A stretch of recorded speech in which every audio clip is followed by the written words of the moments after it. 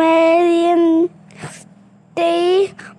1សារៈកុមារមេត្រីលំហាត់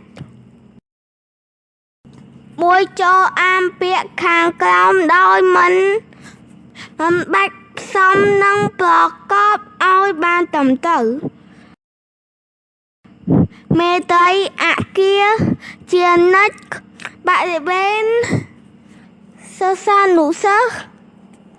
ពាត់អនាម័យ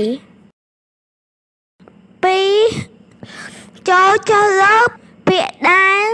តាក់ទងទីកន្លែង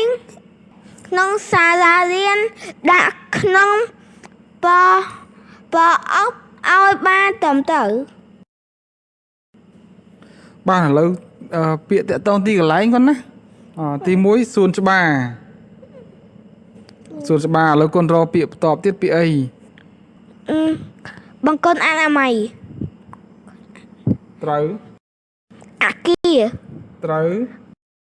សួនជីវៈចម្រុះត្រូវហើយគាត់ណាអញ្ចឹងពាក្យឲ្យជាពាក្យជាទីកន្លែងជា1 2 3តែ3 1 2 3 4ទាំងសួនច្បារហើយអានេះខ្ញុំឃើញហើយហ្នឹងឧទាហរណ៍គាត់ណាឧទាហរណ៍ជា3ចឹង